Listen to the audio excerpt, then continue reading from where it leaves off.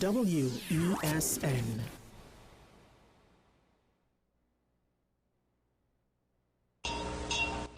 Trinidad and Tobago, get ready for a musical explosion of freedom, culture, and pure steel band magic. Featuring 5 of the nation's super bands, plus their talented youth bands. Get ready for generations of steel. The ultimate celebration of our national instrument. Featuring 5 of the nation's super bands, plus their talented youth band. Experience the power and passion of Desperados, Shell Invaders, Massey Trinidad All-Stars, First Citizens Supernovas, and the pride of the South, Fun Play. Saturday, July 11th. at the iconic Grandstand, Queen's Park, Savannah. And hear this one. First 800 tickets sold. Admit 2 buses on 1 ticket if bought by Saturday, June 27th. Presented by Super Panman, Dane Gulston and Friends. Supported by CCNTV 6, The Express Newspaper, and I-95.5 FM. Generations of Steel, the biggest pan event after Panorama.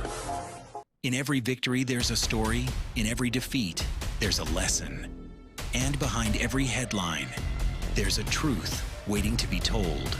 Next week, veteran sports journalist Andre Batiste takes you beyond the scores, beyond the medals, and beyond the controversy in a special multi-episode series. The good, the bad, and the ugly of sports in Trinidad and Tobago. Hear from some of the nation's top athletes, administrators, coaches, and the biggest names in local sport as they share their triumphs, challenges, frustrations, and hopes for the future. Airs Wednesday 10th to Friday 12th at 2:30 p.m. Only on WESN, the content capital. WESN.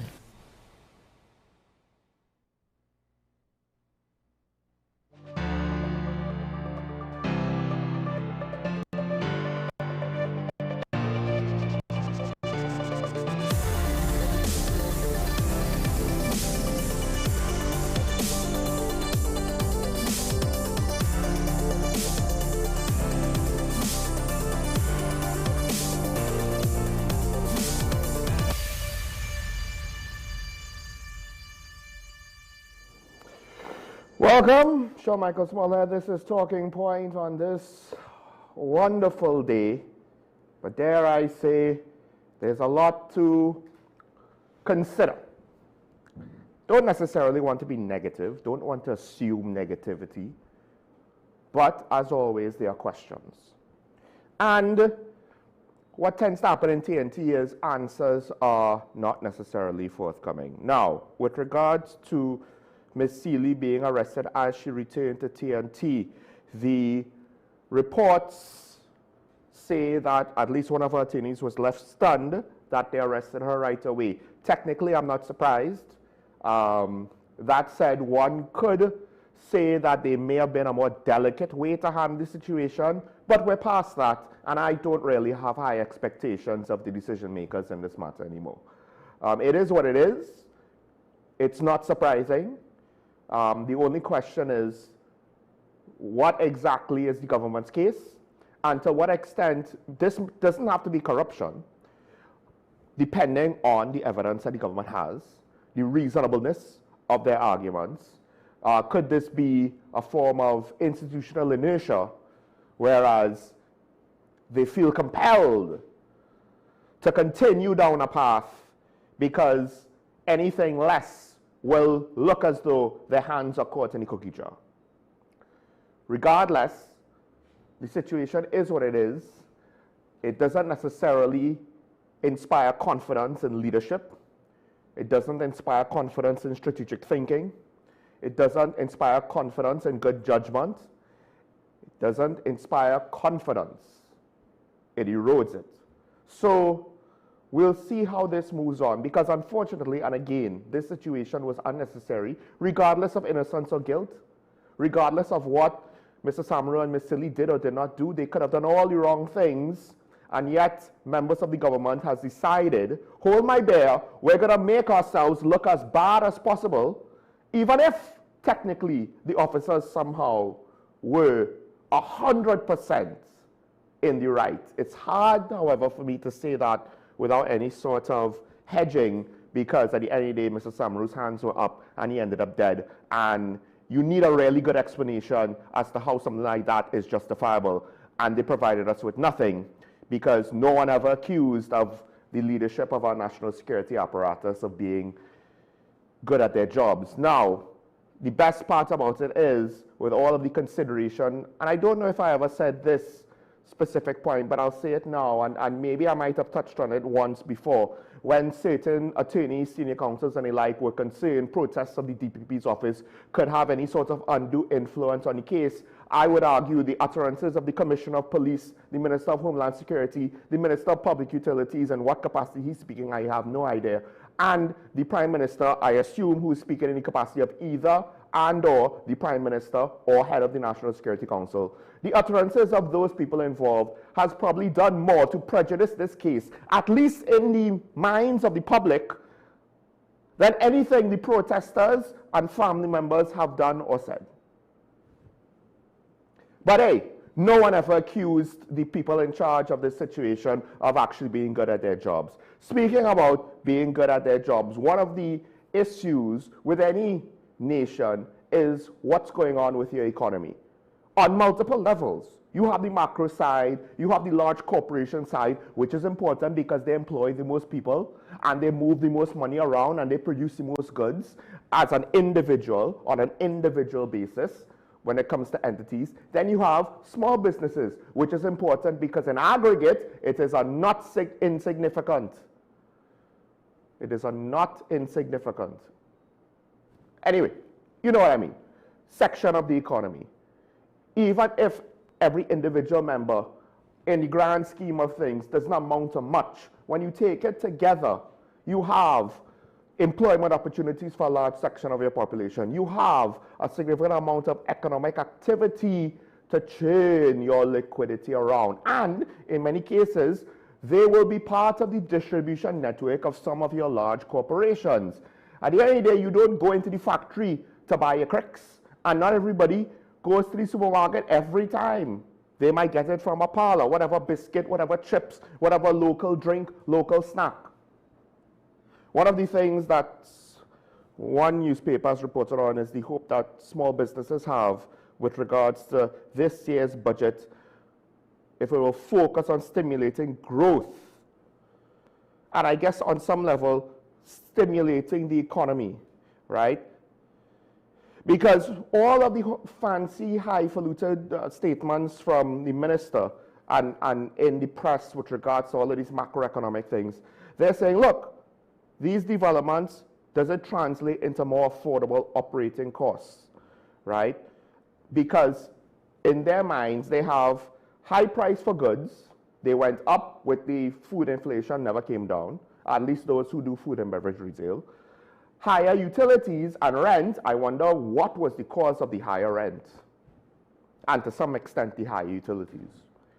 I wonder what happened. Oh wait, and there were some initiatives that the Minister of Finance heralded as successes, which may actually have some direct translation to your higher operating costs with regards to utilities and rent. And then coupled with sluggish sales, well, when you put a lot of people in the breadline, you have less customers. Right? Also, depending if you're a bar or a rum shop, parlor shop, corner store, and alcohol sales were part of your regular revenue on a week-to-week basis, that probably slowed down as well. I wonder who caused those prices to go up. The thing is, there's also some longer-term considerations we need to consider as a nation, because right now what's interesting is, usually when you hear about things like the Olympics, right, they tend to be a situation where the host nation questions the financial risk-reward of the whole endeavor. And at times, especially when a lot of the facilities end up being unused after the fact, so you invest in these large-scale sporting facilities that then just, you know, sit down there doing little to nothing. The stadium in Beijing, the Bird's Nest, to some extent, to maintain that, to upkeep that, to get use out of that, it wasn't so simple for the Chinese authorities to do so. I think it was Atlanta, the '96 games. The sporting facilities for those summer games also more or less fell into disuse and disrepair. The thing with this year's World Cup, though, there's a very interesting phenomenon where Europeans are going to North America. Of course, it's happening in North America, but specifically in the United States. And you're seeing two things, really. One, the amount of viral posts when it comes to Europeans discovering American food, which on some level, some of the food we're talking about is probably still good, but it's not necessarily the greatest thing since ever. Chain restaurants like Waffle House and gas stations like Buc-ee's and the food there, it's going viral. Europeans are discovering this for the first time, and they're essentially going all out to experience the American life. And then for St. Patrick's Day and just the general festivities, various bars in parts of America like Boston are essentially selling out of beer. Particularly if any Scottish people pull up, they're just selling out of beer and have to get emergency resupply. Now, granted, we're not necessarily going to have festivities on the level of the World Cup in TNT on a regular basis to put a shot in the arm of the economy. And also, arguably, people have less disposable income. So it's not as though we could generate new revenue streams just having any sort of festivals or the like. But I think it does point to something that we underestimate, even though we know that these things can be effective because we try to put them on. We just don't necessarily believe in them or commit to them or appreciate them enough. A combination of cultural identity and national pride can have an effect on the economy, and also can have the effect on visitors, because part of what's happening in America is the fact that Europeans are experiencing a nation for the first time, and they had all their preconceived notions, and at some point, part of the enthusiasm literally is just, we're in America, let's experience America. Let's experience it for all of its red, white, and blue stars and stripes, bald eagle glory. And it might not be necessarily a way that they want to live their everyday life, but they appreciate the experience for what it is. And in TNT, as a nation with some of the best food in the world, some of the best culture in the world, it's almost as though our appeal to tourists and foreign customers is subdued by our own indifference, as opposed to America, which celebrates itself, and in doing so presents to the world, this is who we are. We're not ordinary, we're not average, we're not going to fall to the mean. This is who we are. We have a unique culture just like any other great nation. Do you want to experience it? And thanks to the World Cup, a lot of Europeans want to. And we've had our moments. We've had our moments where we were able, through various different events or activities, we were exposed to the world. Did we capitalize on that? Maybe, maybe not. The thing is, Trinidad and Tobago, as a nation, as a culture, as a food culture, look, you might not like Ishow Speed, but he has done probably more for the image of Trinidad and Tobago and Trinidad and Tobago's culture than most ministers of tourism, ministers of culture, or public servants working in any of those ministries or subservient or subsequent state entities or companies. With just one visit. With just one. And he's not the only international personality that has done so. So the fact of the matter is, the quality is here. Why is it that we sell ourselves short? Because, as I mentioned on Monday, there is a Russian-born, self-identified Trini living in Germany who constantly says, hey, you don't know what you have till it's gone. You don't know what it's like to live in these other countries. You don't know what you would miss if you leave Trinidad and Tobago. Don't take it for granted. This is someone who is not Trini by birth, but she's Trini by choice. Someone from Europe, from the first world, because she appreciates what we have and wishes we would appreciate it as much as she does. And to some degree, if you appreciate your home and your culture a little bit more, then perhaps there will be a greater understanding of how to move together as one and how to overcome these kinds of economic difficulties. Because how many times in the States do you see somebody's business is falling apart because the owner got cancer or the owner got sick with something else and the community rallies behind them? We don't necessarily see that here too often, do we? We don't necessarily always see the rallying side, the coming together side. But more importantly, if we can't appreciate ourselves, why are foreigners supposed to appreciate us? Now, speaking about appreciation, a couple of things. One, the National Trade Union Center, they have to some extent called out the fact that, look, outstanding payments and back pay, one of the key items on the mid-year budget review, that's not necessarily where it stops, right? But this kind of goes contrary to what the minister said with regards to bringing respectability back to labor relations or industrial relations, because one of the unions is basically saying, this is the Postal Workers Union, we anticipate nothing less than 10%. Is that a promise? Is 10% now the new starting point for labor relations? I feel as though some of the unions are walking on eggshells trying to find the fine balance of, do we push for 10% or do we try to stay in the good graces of the government? The thing is, I am slowly but surely coming to the opinion of the latter being not a viable option. And I'll tell you why. And this is not necessarily connected. But I don't know how reliable the long-term strategic thinking is, right?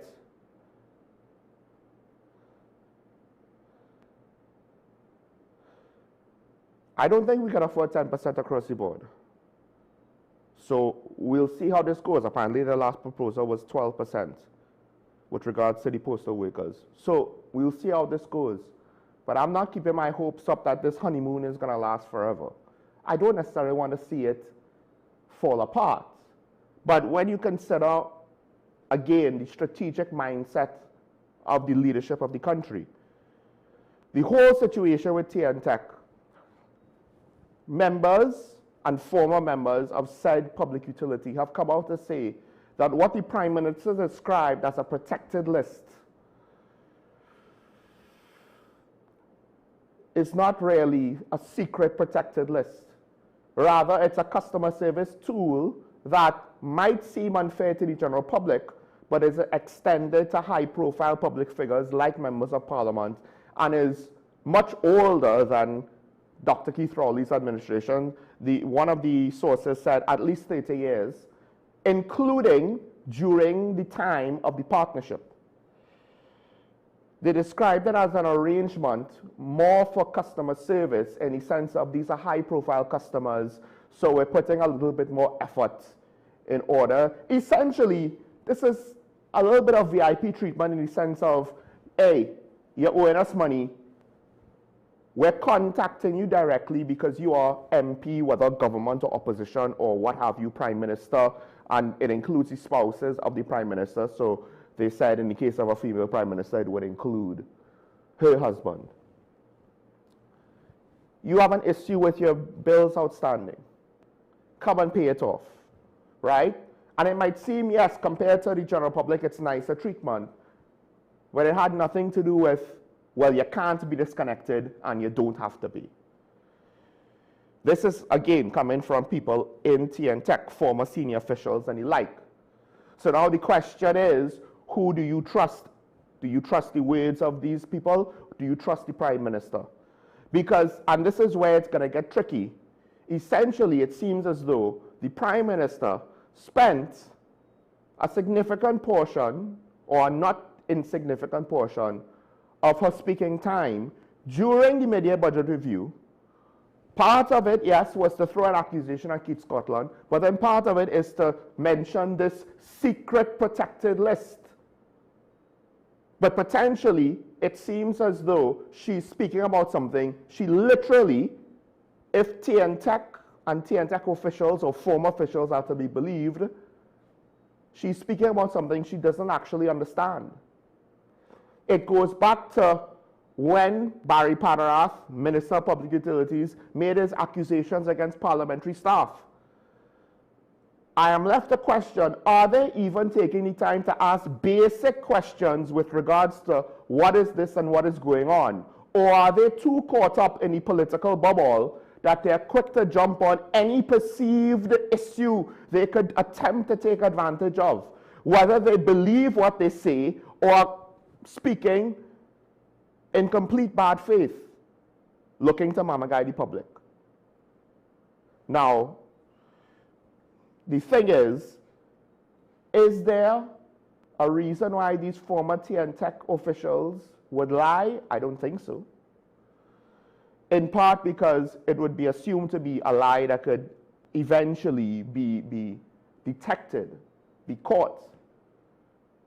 The implications is this is a long-standing system, to some extent to facilitate the, let's be honest, the political environment that we, the public, tolerate. TNTech doesn't necessarily want to just embarrass a sitting minister or even an opposition MP because that might look political, right? They want to prevent that from happening. They don't want to get on the bad side of any political parties. That's probably part of the equation, right? But it's not to say that they're doing necessarily anything illegal or even necessarily unethical, at least not based on what has been reported on TNTech's side. So I have a hard time just thinking, well, they have to be lying, because I don't necessarily see the full benefit behind it. Maybe you might say, oh, well, they're covering their rear ends. Again, if it gets to that point, then they will have to answer for it in official proceedings. But it's interesting that the Prime Minister made this claim with parliamentary protection.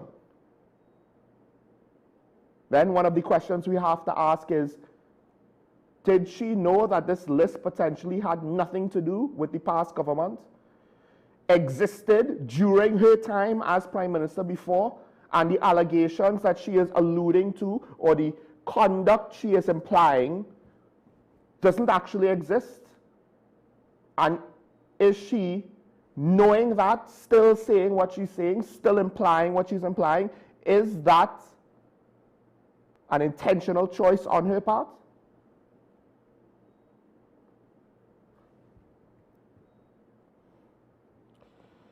One of the things that's also interesting is, again, it all depends on who you believe, what version of events you believe.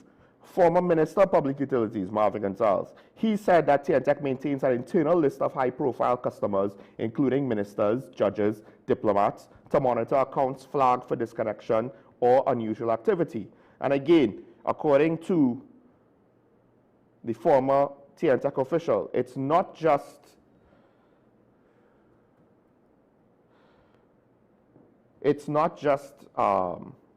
government ministers. All government and opposition MPs, senators, judges, and other big shots.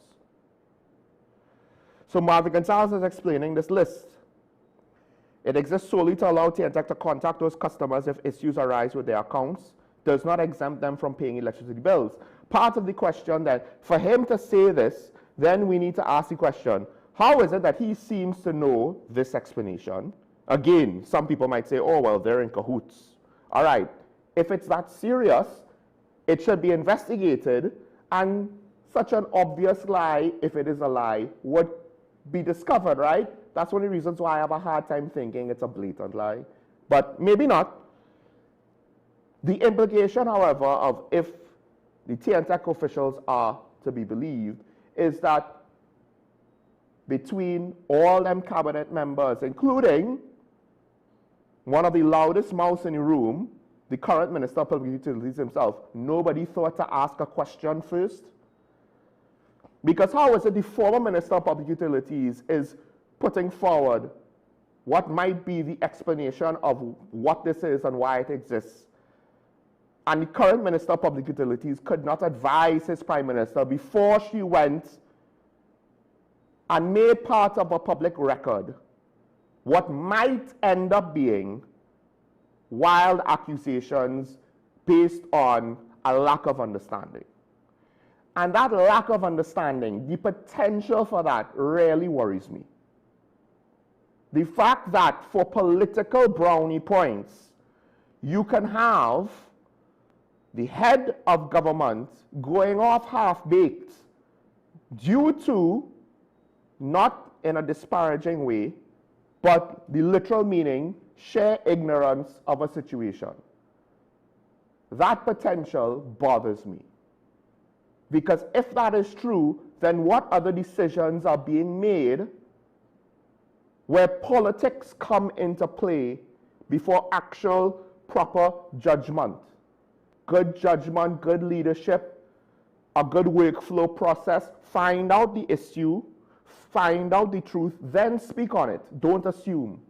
Like assuming it would be a good idea to give out 10%. And then having to say, in the middle of that, well, we'll find the money somehow. Yeah, out of our pockets. Just like how, why did you make a campaign promise for 10%, then say, well, it could be 0%, then say, oh, look, we delivered on the promise of 10%. Where is the level of strategic thinking in this set of decision making? I don't see it at times. And for all of the hopes and dreams with regards to transnational crime being sorted out, international energy relations being sorted out, it seems as though our international oil and gas deals, particularly natural gas, have stalled. We're not hearing anything about it.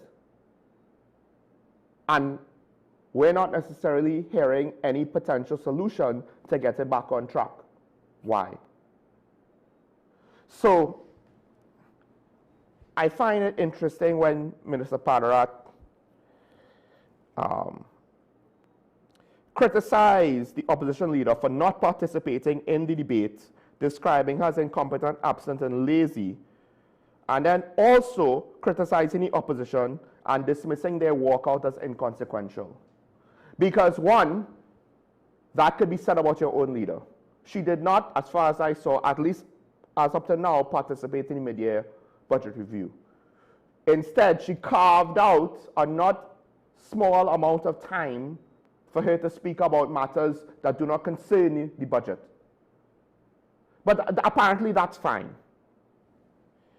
She's also not been present for various issues where a leader of her stature, and to be honest, based on the election, one could argue a leader with how the public perceives this leader to be and the amount of respect this leader should have with the public, given certain controversial issues, you would want her to be at the helm. We haven't seen her. So to then say that the opposition leader has been incompetent, absent, and lazy, well, that's, you run the risk of being in a pot calling kettle black situation, or at least the subordinate of the pot calling kettle black. But then criticizing the opposition for walking out, let's not forget, when the UNC was in opposition, you all walked out seemingly, you know, at the merest hint of any sort of bubble. Half the time started by your side, just by the way. As though your feelings were so fragile they could not bear the brunt of any sort of negative comments directed at you. You needed to leave, you and your whole opposition slate. To criticize the PNM opposition now for walking out is criticizing yourselves. That's what you did. time and time again, overplayed that hand to the point where it was, in my opinion, a cry wolf situation. If not for the fact that the voters came to their own conclusions on the PNM administration, they would not have been voted out of office based on the activities, actions, and arguments of your political party, based on the effectiveness as an opposition. PNM probably would not have been voted out. But like the PNM, you seemingly can't get out of your own way, and you have to make unforced errors. Maybe they are not always as obvious to most of the public, but I'll say this. One could have said the same thing about the PNM. It didn't seem obvious to a lot of people until all of a sudden it was. And by then, for the PNM, it was too late. History has a way of repeating itself if you don't want to learn from the mistakes of the people that literally came just before you. But there is a whole mid-year budget review to get into, more to dig into, and we'll get into that when we come back. Stay tuned.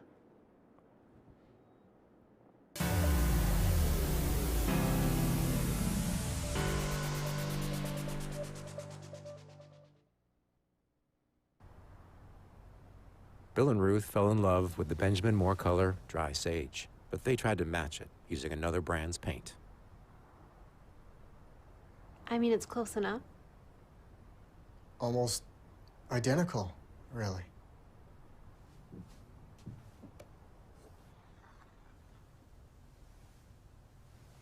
Yeah, there it is.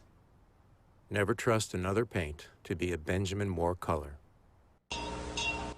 Trinidad and Tobago, get ready for a musical explosion of freedom, culture, and pure steel band magic. Featuring 5 of the nation's super bands, plus their talented youth bands. So get ready for generations of steel. The ultimate celebration of our national instrument. Featuring 5 of the nation's super bands, plus their talented youth band. Experience the power and passion of Desperados, Shell Invaders, Massey Trinidad All-Stars, First Citizens Supernovas, and the pride of the South, Fun Play. Saturday, July 11th. at the iconic Grandstand, Queen's Park, Savannah. And hear this one. First 800 tickets sold. Admit 2 buses on 1 ticket if bought by Saturday, June 27th. Presented by Super Panman, Dingleston and Friends. Supported by CCNTV 6, The Express Newspaper, and I-95.5 FM. Generations of Steel, the biggest pan event after Panorama. In every victory, there's a story. In every defeat, there's a lesson. And behind every headline, there's a truth waiting to be told. Next week, veteran sports journalist Andre Batiste takes you beyond the scores, beyond the medals, and beyond the controversy in a special multi-episode series. The good, the bad, and the ugly of sports in Trinidad and Tobago. Hear from some of the nation's top athletes, administrators, coaches, and the biggest names in local sport as they share their triumphs, challenges, frustrations, and hopes for the future. Airs Wednesday 10th to Friday 12th at 2:30 p.m. Only on WESN, the content capital.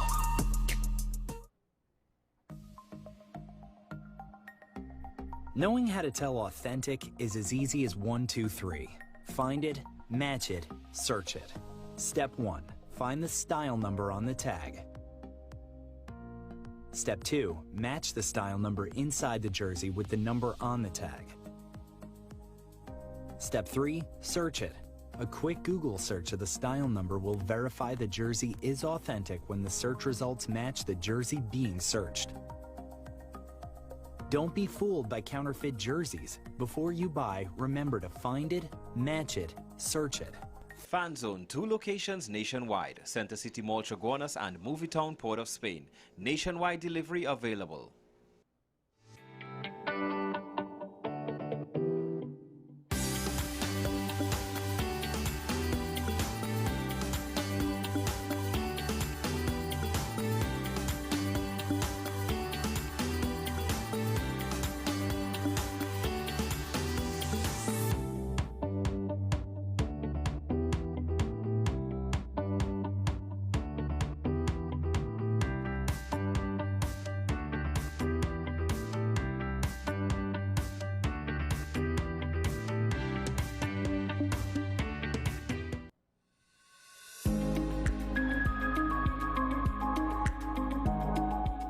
So once your sugar is not controlled, it causes changes in the blood vessels in the back of your eyes. It basically makes your blood vessels more leaky. And it happens on a stage process where the smaller molecules start to leak, then the intermediate, and then the larger ones. Larger means we have come to a bleed.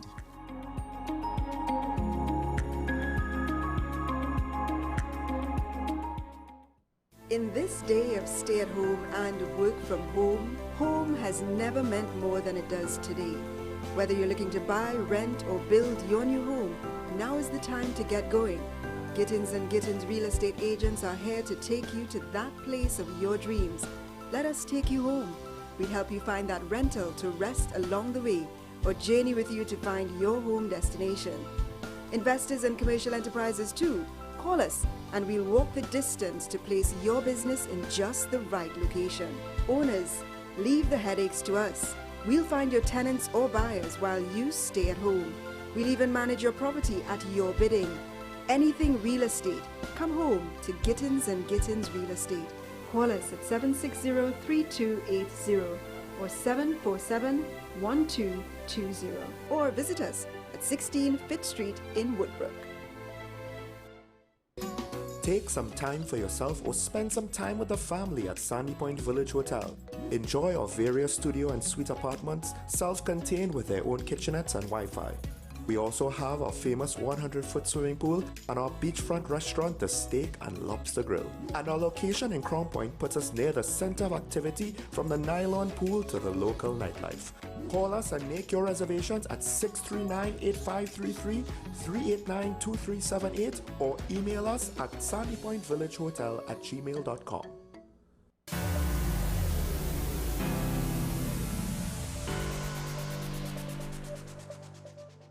And we're back here and talking about the WSND Content Capital, and of course, we have the good lady herself, a former Minister of Finance, as we always do in the history of Talking Point. Especially when it comes to budget and the mid-year budget review, have to talk to someone that has sat in that seat before and gone through the exercise to give us her, well, I wouldn't necessarily say expert opinion, she might not necessarily, but to give us her perspective, we have Karen Neshishero. Karen, morning once again. I don't know how to take that to the show. Because if I said expert, you would then... I'm telling your viewers, I do not know how to take that, but let us move on though. So last week, when I came on the program, I was looking at what I anticipated would be the supplemental appropriation bill, which would be converted an act once the House approved it, and the upper house did the same thing. And we're looking at what the state of the economy looks like based on the indicators. Also, the report from the central bank that pulls its data from the CSO and the various ministries, the monetary policy report of 2026, May 2026, also the IMF, and of course at that point in time Moody's negative outlook, which has changed to stable since last week. So what does a week does make a difference. But what I'm here to this morning to look at really is how do we interpret, or how do we look at, evaluate what the Minister Tanku, the Minister of Finance, presented as the mid-year review or the supplemental appropriation bill, which is really an adjustment of the budget for 2026 when he presented the Parliament, and it was passed, the bill was passed into an act appropriating funds from the consolidated fund, which is really the central bank's, which is really the government's bank, and appropriated those funds to the various ministries and to the state enterprises. What has happened since then? Well, what has happened is that he gave his budget speech on June the 15th to the House, and I have to say thank you to the government because they're very quick to provide. I can't recall that happening before, but if it did happen, my apologies. But the fact that I was able to quickly go on the Ministry of Finance website and pick up the speaking notes of Minister Tanku was very helpful, very invaluable. So that was helpful. So looking at the supplemental appropriation, which is an adjustment or amendment to the Appropriation Act that was passed for the fiscal year 2026, I think in September. What struck me what struck me was, well, this didn't strike me because that is par for the course. Whenever there's a change in administration, in particular party administration, you hear them, they will go to no end to speak about what they inherited, how the economy was damaged, how they've had to work to restore it, and so on. Whether it is true or not, they do devote a significant portion. That was true of the PNM administration, and it's true of Minister Tanku, who spent an inordinate amount of time, I felt, but that is probably what is expected of politicians, and which is what he really is also, apart from being a minister, the actual what he inherited, and therefore he is saying they have brought stability to the government. They restored stability where it was absent. That is what he is projecting as being the major takeaway from his this adjustment to the Appropriation Act. So what did I see there? What I found noteworthy is that he, what troubled him, or seemed to trouble him, and he put it that, what seemed to have troubled him was the fiscal deficit. Why do I say that? Because he went to a significant amount of effort to use a new metric of determining what the fiscal balance should be, using what they call the primary balance or the primary fiscal deficit, which was, I have not known that they probably do use it, the technocrats in the Ministry of Finance use it, it helps them to isolate the current expenditure and the current revenue that the current government is treating with. It helps, as they say, they did say this, and the IMF, I think, and the Moody's, certainly said that is a good indication of fiscal discipline. So I would not take away from the fact that it did that, but what it did do was reduce significantly the fiscal deficit by using this new metric, which I had never seen used in a budget. Maybe, as I said, they use it in the ministry, the budget division, but not in a budget. But what it did effectively do was reduce the fiscal deficit, because what was the position? When the minister projected what he anticipated would be the revenue and expenditure for fiscal year 2026, it was in the vicinity, I think, about 3.8 billion, or roughly 2% of the GDP, the value of the gross, the value of these goods and services produced for that fiscal year, the gross value. So it wouldn't look bad, because in fact, if you look at the global average, it is around that same amount, 2 percentage point. So that is what he anticipated. What it has turned out, we know that they increased their expenditure by nearly 3 billion. And so instead of having an expenditure position of 59-point-something billion, it went to over 62 billion, whereas the revenue remained the same. So we moved from a 3.8 billion deficit, difference between revenue and expenditure, to almost 7 billion, or over 5% of GDP. That was on a good look, and I think just reading the notes from the minister, twice he came back to it, from what my reading, to explain why the fiscal deficit is not as bad as we think it is, certainly not as bad as the PNM, which they said had a deficit of 10 billion and so on. And what he used to do that was what he called the primary balance, or the primary fiscal deficit, which is, the primary balance is the difference between the revenue and expenditure, less the interest payments on debts which you have inherited, and in this case, from a past administration, from bond issuance, you're paying interest on that debt, on that bond. You exclude that, and then you get what will be a reduced expenditure, and therefore an improved revenue position, and therefore a lower fiscal deficit. Because, and that's what he did. He used that for the primary balance. He used that for the primary fiscal deficit. Again, he took out or excluded, which I understand is reliable and is an accepted metric, took out from the expenditure the interest that has to be paid on the bonds that had been issued by the previous administration, which would have been the PNM government. Well, also I think it excludes the interest on any debt financing they themselves has done as well. But they haven't been there very long, have they? But they did have a $1 billion US bond. Right, so that's that, 6% plus. Right, that is true. So therein lies the issue. But the point was, using that metric did in fact reduce significantly the expenditure position. And it did significantly reduce the fiscal deficit using that metric. Yes, you're right. But I think from the previous administration, the debt was about $140 billion. That's That's not a small amount. And you're right too that going forward they have borrowed a lot. So are they going to use that same measurement next year? Well, one of the interesting things is, and I don't know if I'm preempting you, is no, go ahead. He focused on this statistic, but then there were many macroeconomic indicators that you brought up last week, right? And this is all from Karen. She was like, I want to focus on this is what I discovered from central bank statistics. I'm not liking how these things look. And on some level, when you look at his speaking notes, he does not touch on any of them. So it seems as though he's giving us what is a valid statistic. You could see the value in it, right? Because if your revenue can't equal your expenditure before interest payments, how are you then going to function on a short-term basis, right? But at the same time, he didn't necessarily address other aspects of the economy.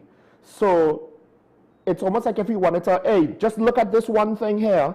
Don't look at the other things. Look at this one thing here. Doesn't it look good when I say it like this? Well, it looks good in one sense, but why did you use it before? When you presented the appropriation bill at the beginning of the fiscal year, why didn't you do that? Why didn't you say the total revenue and total expenditure and then use that metric? Why did you not use it then? I have not used it. I have not seen it being used. I'm subject to correction. Used to determine the difference, the fiscal deficit by using primary balance and primary fiscal. I've never seen that. And I just like to point out, Karen is saying, I never used it in my day-to-day life. Karen is saying, I never used it as Minister of Finance doing a budget. I've never used it. And when I looked at the budget for 2026, they looked at total revenue and total expenditure, and total revenue, which was made up of oil and non-oil, which is borrowing and taxes. That's what it is, taxes and borrowing to generate revenue. It was in the vicinity of about total revenue of a little over 59 billion. Sorry, the expenditure was a little over 59 billion, and the oil revenue, when you added up the oil revenue and non-oil revenue, it came up to 54 billion, and the expenditure to 59 billion. So they came up to 3.8 billion. I have never seen them used for the purposes of budget, using a primary balance, a primary deficit. What it did do, yes, it shows fiscal discipline, and I believe the IMF, among other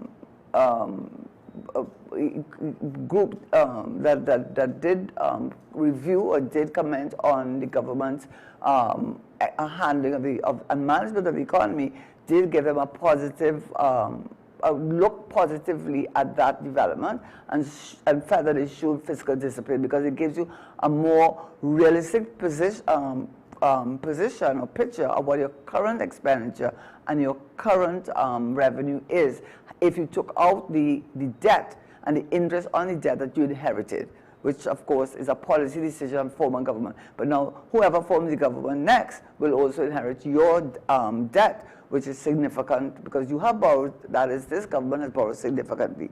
So that was one thing that struck me, how much the minister focused on bringing down that fiscal deficit. Yes, he said it was showing fiscal discipline. Yes, it was congratulated by the various IMF, various pundits, so to speak, who would comment on the handling of the economy. That is true. But what it did do was reduce the fiscal deficit. And I suspect that was something that he felt he had control over and wanted to do. What Shona said is true. We discussed it. I said, you know, you want to know how well the economy is doing. If the economy was doing well, you best believe that we would have heard about it. And he didn't spend any time on it. Or very little time. For example, the real growth. Look at what the real growth is. The global average is over 3%. I look at the regional, excluding Guyana, which is about 10% of GDP. I can't really look at Guyana as a good indicator. But St. Vincent, Barbados, Trinidad is 0.8%. You had nothing to say about that. You did not ignore it, and that's not even coming from myself or any other economist, or I'm not an economist, but any person who is commenting or reviewing the budget. We talk about even from your central bank. That's who gave us that data. IMF gave us that data. You had nothing to say about the growth position. You also, another indicator that you did not speak to, except very fleetingly, the foreign exchange reserve position, which has significantly, you spoke about what happened under the former administration, under the PNM, but you didn't speak about what is projected to be your position, your government position, in terms of the reserve position, which is reducing significantly, and from 2027 is projected to be in the vicinity of 4.7 billion. Well, that's according to the data. But you didn't respond to it. You didn't speak to that. The inflation, you did not speak to the inflation rate, or what they will call the cost of living, which again, the analysis shows that the cost of living has gone up by 25% since 2050. Why didn't you respond to that? That's an important measurement. You didn't respond to the inflation, the unemployment. Yes, you spoke to the fact that the unemployment rate had reduced from, or is projected to reduce from 4.8 to 4.6. But the labor force participation rate has also increased, which means the number of persons who are out of jobs, who would have been included in that figure of labor force participation, according to CSO definition and other definition, you did not speak to that. Liquidity issue, you did not deal with the liquidity issue, and the criticism very recently just made, this is what month are we in June, just very recently, the central bank looking at the impact of all those taxes, which you said, you mentioned the surcharge, the landlord surcharge, you mentioned the electricity and water. All of these are generated revenue for the government, and they're already taxes, but you did not speak to the fact that according to the your own central bank, the impact that has had on the business community as well as the consumer confidence. I had spoken to that last week. I have it right here. I mean, why did you speak to that? The energy sector. Why did you speak to the fact that you overstated significantly what the natural gas price was going to be? You said it was going to be 425 MMBTU, so you decided to give us the price for the mid-year, April, but we deal with the fiscal year. I mean, when he said it, I think, didn't we kind of look at it and say, that seems quite high, why is he estimating it that high? Who said that? Well, I think generally we had that question, yes, right, at the budget presentation. And given the fact that you had a war in the Middle East that affected the energy sector, and it still didn't get to $4, I'm left to wonder even more, like even with an external shock like that, it didn't raise the price of natural gas to $4. Okay. So why did they estimate it so high, I think is one of those things. Okay, so I'm not saying that's what he did. I'm not saying that at all. But we do know if you want to transfer money to the Heritage Stabilization Fund, there's the act. And once the price of oil or natural gas goes 10% over the budgeted price, then whatever that excess revenue is, it is transferred to the HSF. So if you put it at 425, and there's nothing near that, 350, 350, even with what is going on in the Middle East, and in fact looking at projections going on even lower, and we are a natural gas economy, I could only anticipate that if you had to transfer, if you had given a more realistic price, which the former administration had put the natural gas price at 350, they had put it at that based on what I had read. If you had put it down at a lower rate, then it would have meant the possibility that you would have had to transfer, and that revenue, by the way, the additional revenue, excess revenue, is treated as expenditure. It is not treated as revenue for budgeting purposes, because once that money, that additional revenue, is taken to any fund, and that includes the HSF, out of the consolidated fund, whatever, it's never returned. Unlike allocations to ministries, if you don't spend it, you have to return it to the consolidated fund. When that money goes to the HSF, it's not returned, and for budgeting purposes, it's treated as expenditure. So it would have increased the expenditure profile. That would have been one of the consequences of that.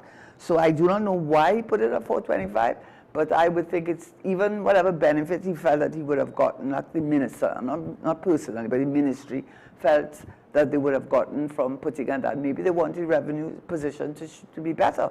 And since we're a natural gas economy, and the production is low, and that's what they've said. I mean, and in all fairness, I spoke to Sean about that. I mean, when Moody's is now saying, I know I'm going tangentially to now dealing with Moody's, looking at the outlook moving from negative to stable within a week or so. One of the major reasons they did that was because of HSF. They said it has 25% of GDP, which is a financial buffer for all those persons who took out the bond, but also because of projected increase in natural gas in 2027. And in all fairness to the former administration, I do remember saying several times, this is what I told Sean, that the Prime Minister, certainly the Prime Minister, had said by 2027 we should see an improved position with natural gas when new natural gas projects come on stream. Manatee, but I think Ginger already started, but he did anticipate either from BPTT and from Shell that we will see an increased flow of natural gas, production of natural gas by 2027. And that is what Moody's seemed to have taken into account in making a turnaround, so to speak, from negative to stable. But what caused them to give us a negative outlook in the first place? NGC has to address that. They have been, the fact that they said that the information flow from NGC was opaque, it was not forthcoming. And NGC, I think, is the party that discontinued the arrangement. But what it said is that they criticized the government. They said the excessive dividends being issued. Where were those dividends being invested?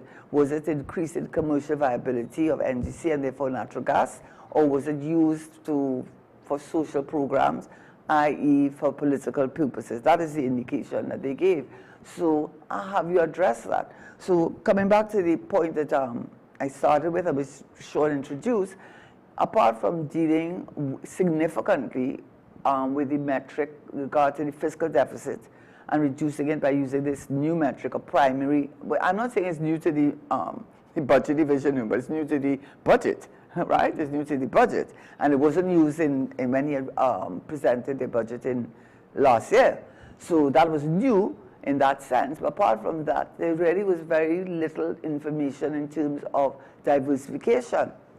And that is key. One of the major criticisms of this government, of former governments, over and over and over again, is the issue of diversification, the reliance on natural gas and oil, or energy. So that again, I can't recall that I saw much at all being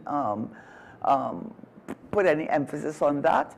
I can't recall. So he didn't focus on diversification. Also, another issue with the impact of this Iran war is maybe not so much, maybe perhaps whatever gains we're going to make from oil and natural gas, which is not significant based on the figures that we're already seeing, which are way below 425, is the price of commodities.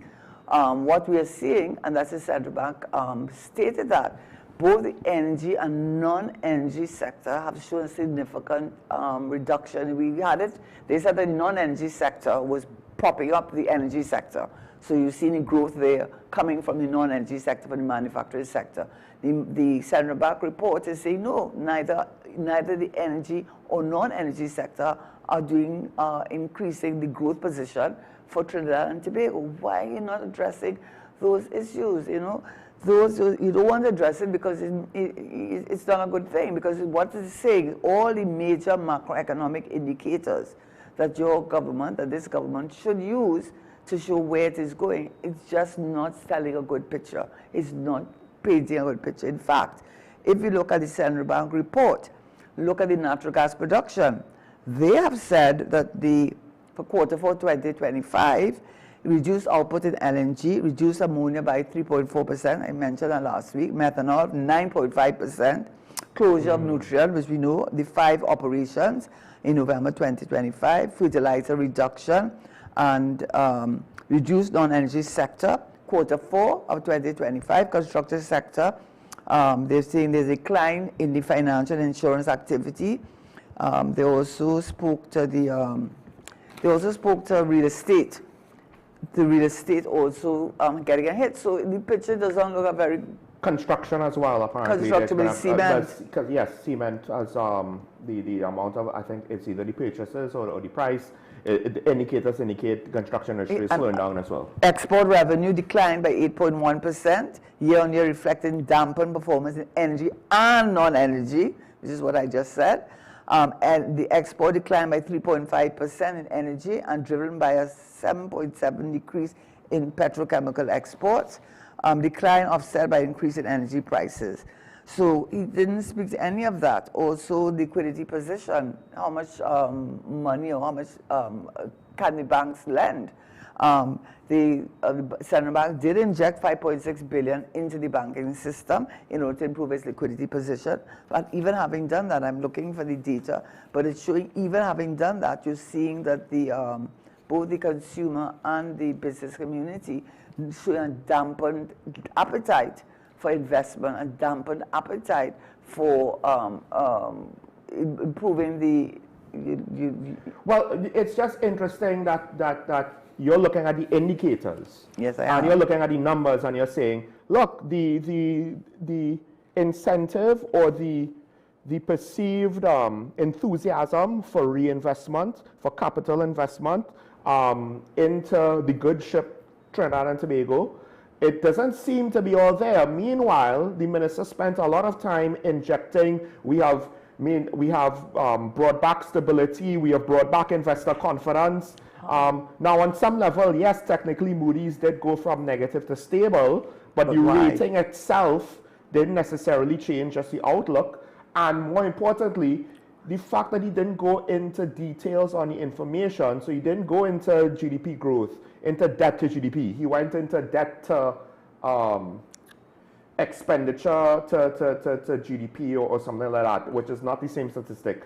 There were certain things that he just didn't speak to, things that, I mean, after speaking to you, I would wonder, why doesn't the whole Ministry of Finance not answer or address these issues?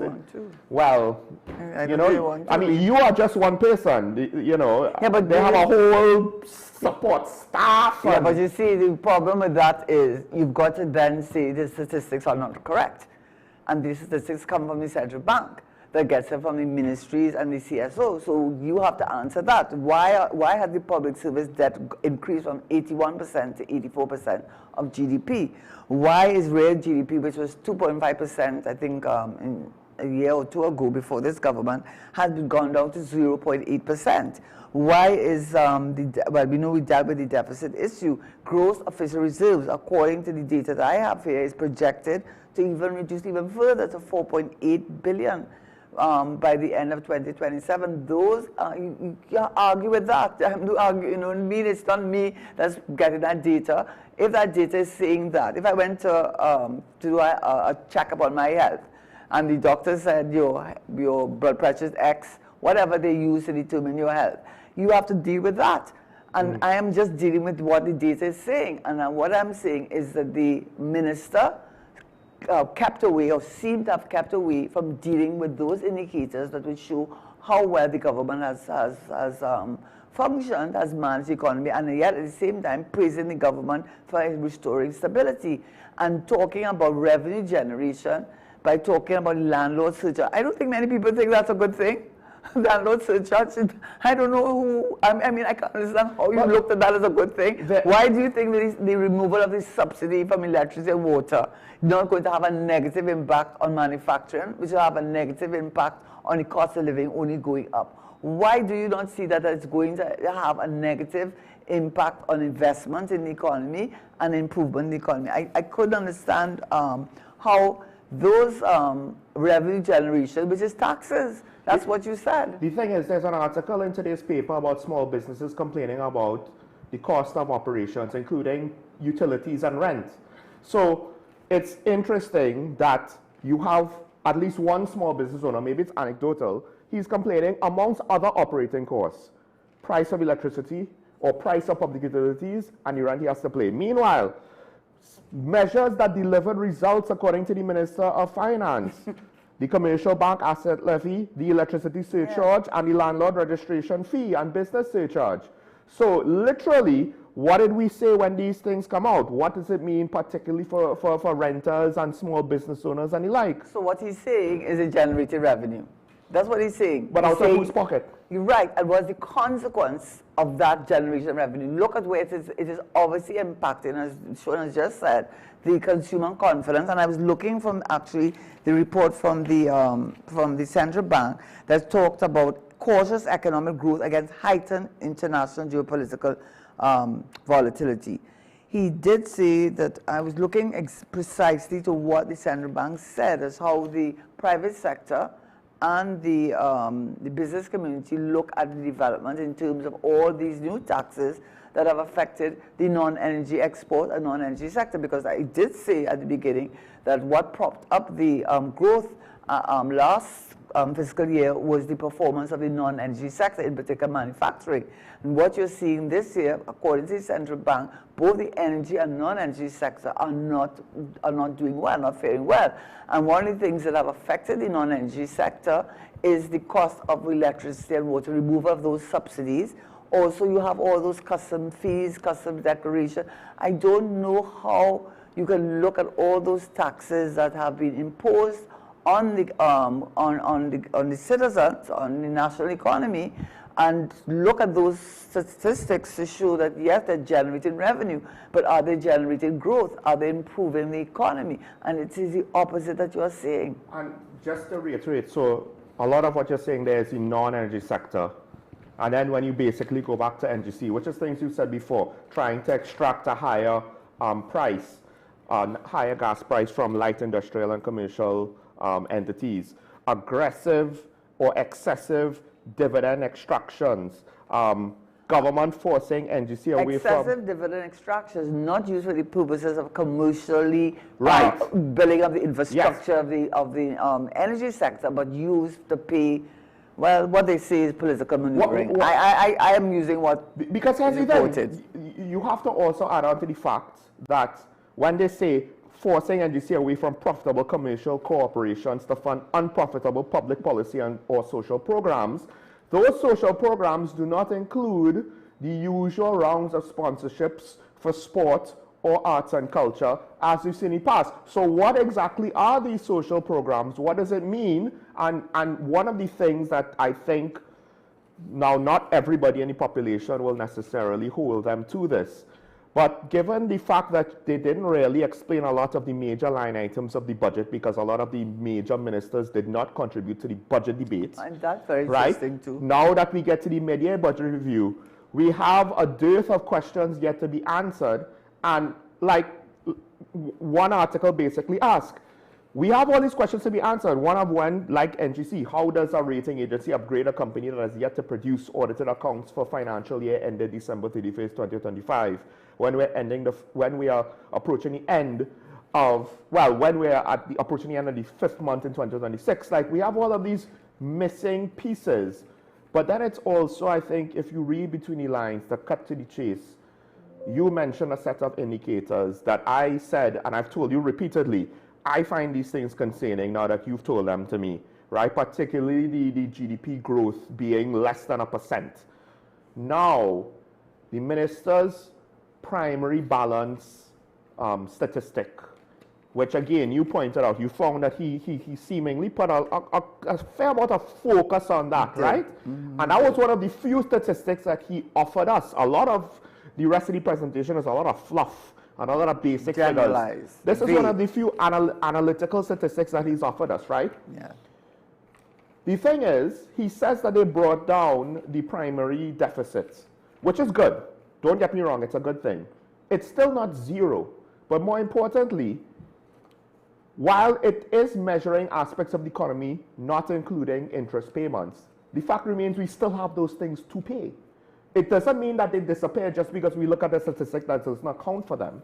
It's good that the primary deficit has been reduced to near nothing, statistically speaking, but how are we going to finance the debt that we have accrued, particularly since, one, they have gone, well, I guess it's more like a refinance situation with the $1 billion, but they said the supplementary expenditure will be financed by local and foreign debt. That's correct. So what does that mean for our increasing debt position? Because after speaking about it with you, Maladukaran basically has an article that asks similar things with regards to our debt position and our lack of GDP growth and how are we going to keep up with these things. And then if things don't turn around enough in 2027, will our debt position get worse? And I guess it goes back to what some people have already said. It seems as though, once again, the government is waiting for a natural gas windfall to bail our financial situation out. They don't have any other plan. They're looking for the production too, and that is the thing that also struck me. Why didn't address that? Because every report talked about the fact that's one issue with Nutrien. It's not only the price, it's the production, the scarcity of natural gas, the feedstock. That has been a big issue for many of the downstream industries.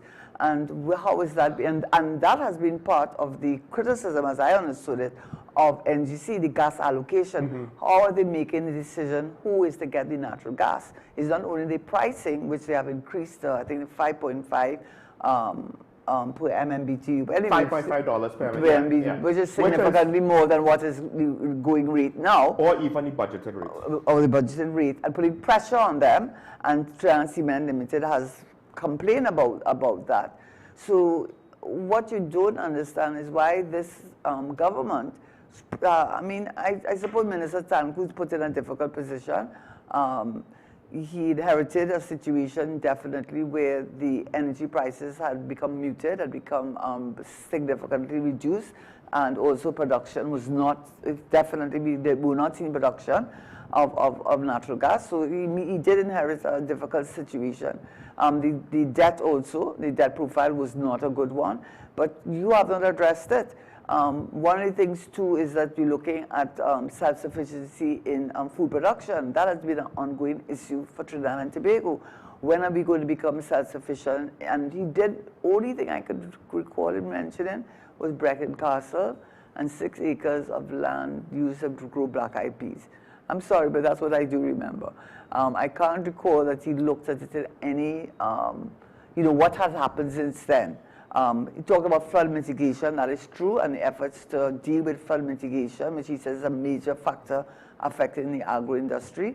But what I found looking at the budget supplemental appropriation budget speech, I found that it was very vague in critical areas, very generalized in critical areas, in which he should have given an update, which is what you're doing when you review. You tell us, where do we stand now? I said the revenue, but you know what I found was curious too, is even when he looked at what he had projected the revenue position to be, or the price of oil and gas, he was very clear that his pricing was up to April to the media review, but that's not always done. I mean, it's for the year, and now you're telling us you're reviewing a year and letting us see how things have panned out and how they will be panning out as we move towards the end of the fiscal year.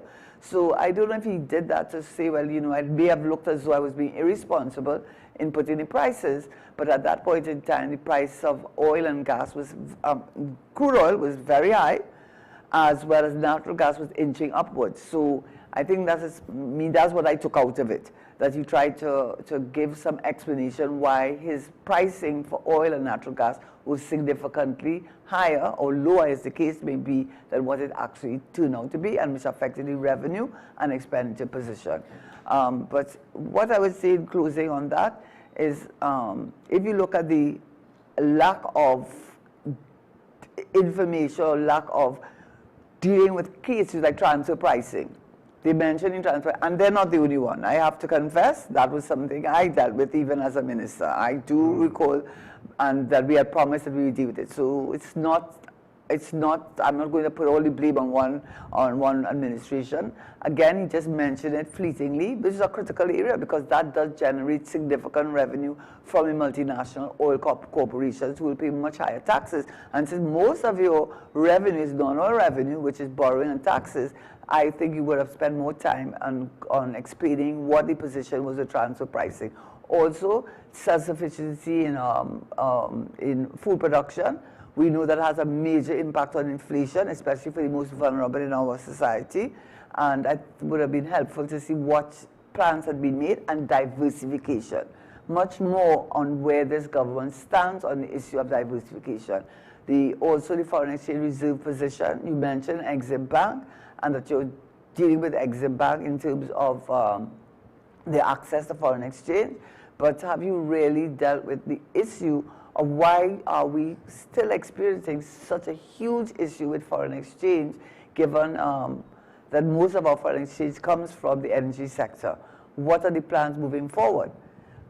we didn't hear much on that. In fact, what is projected is that it's going to get even worse. And when you presented your budget, or even in this supplemental budget, you spoke, and I think even at the original budget, you spoke about how dire the situation with foreign exchange was, how it had dropped from 11 billion in 2015, I think, to 5 point something.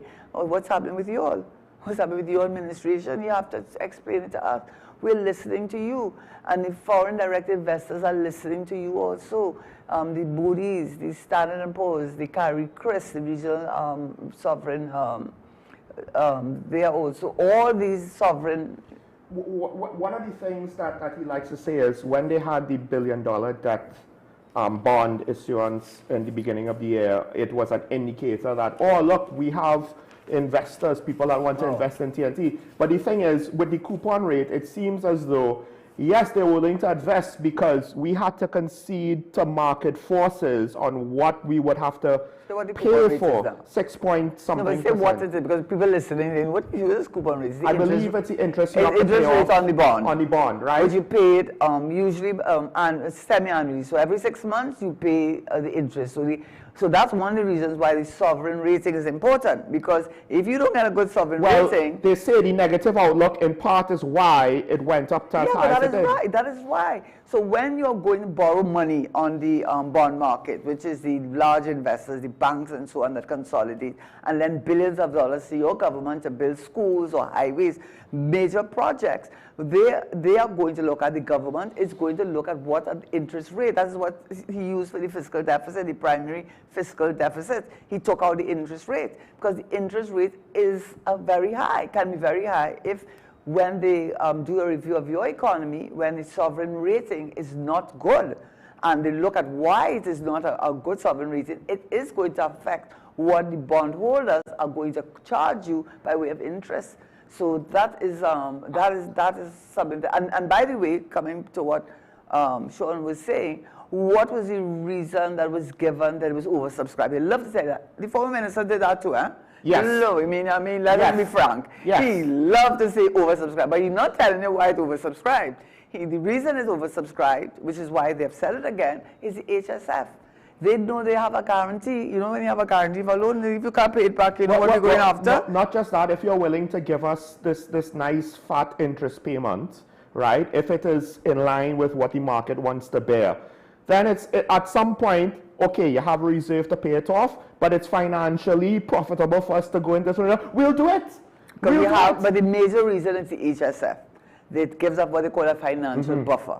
It did it under the former administration, and it's doing it again. So when they boast about the bond issuance is oversubscribed, the reason is because of the HSF, which is not, I will say, in all fairness, the HSF was not a creature that was created by the PNM administration. It was a former administration, but the way that it has been legislated and refined certainly has been under a PNM administration. But I think the HSF is another good example of I guess what my concerns are. And I am not an economist, and I did not serve any Ministry of Finance, much less be the Minister of Finance. So, right, just understand that. But to me, there are certain basic things that I would like to see addressed.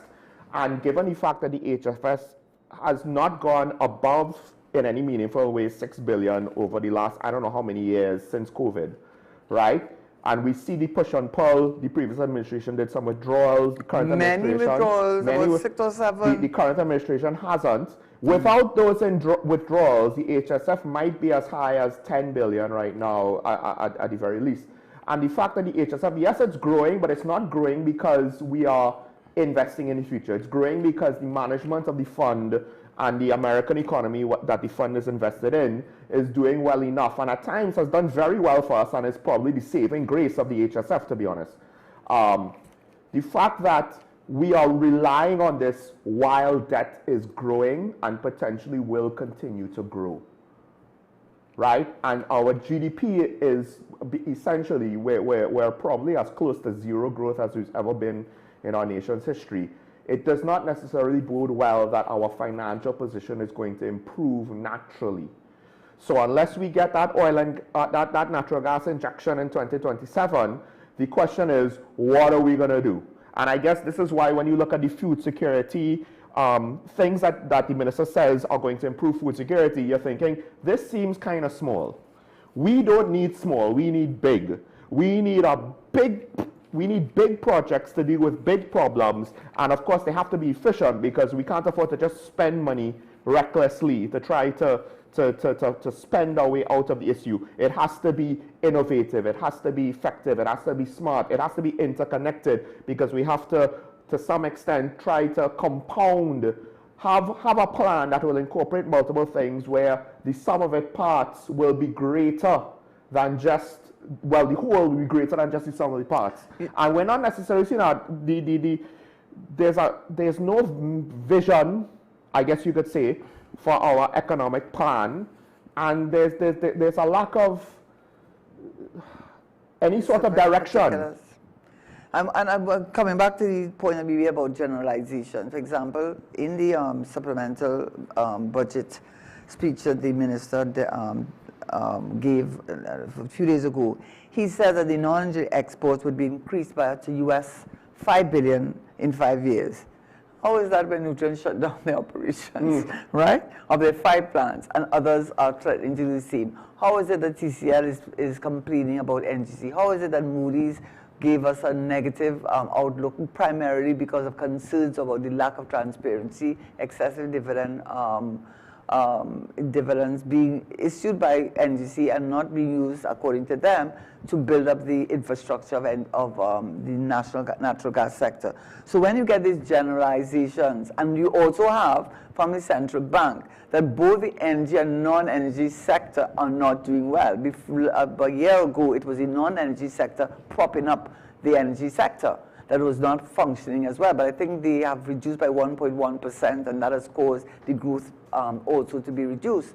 And a major cause of that, I'm not saying the only cause, liquidity issue, which the central bank has attempted to address by injecting funds into this financial system and also reducing the reserve requirement, which is the amount of cash that banks and financial institutions are required to keep on hand in the event that a call is made on that cash. They reduce it from 40% to 10%. So there have been efforts made to improve liquidity. Even having done that, why is the repo rate, which is the interest rate, still so low? That means you are still trying to, in my respectful opinion, trying to improve your investment profile, encourage people to invest because the interest rates are low. When interest rates are high, it's usually a way of controlling inflation, and inflation is also a way to dampen the economic activity because the economy may be overheating. But when your interest rates are low and the repo rate, which is set by the central bank, is an indication to the financial institution and the banks, this is the level, this is what you should be looking as your marker for the interest that you would charge for loans. And yet you still see, I'm looking for it, I haven't found it, but the central bank actually speaks about the dampened activity both in the consumer confidence and consumer activity as well as the banking sector. And it must have something to do with the fact that the consumer as well as the business community is impacted negatively by the taxes. Those taxes go way beyond just tire and driving and so on, the driving infraction, things that we never had before. It goes beyond that. It goes to customs fees. It goes to customs declaration. It goes to everything and makes the cost of everything that you import. And we are heavily commodity-driven import country. That's a reality, and that drives up the inflation.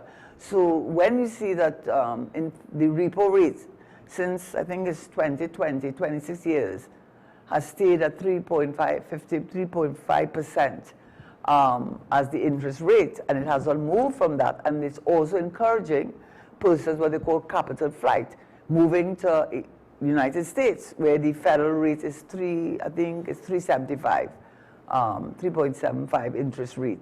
And they say that's encouraging capital flight. Why would you maintain repo rate is so low, and you're still seeing the economy, the growth not happening, the Moody's, yes, it's still BA2, but it's still on a positive outlook. You're seeing the the debt to GDP, all the indicators of an economy doing well, what the central bank has said about the export markets and so on, why is it not having the impact that it should have, or why is the interest rates remaining so low? Because they are, in my review, they are attempting to get the consumer and the business community to invest and to invest in the economy in a way that they are not doing.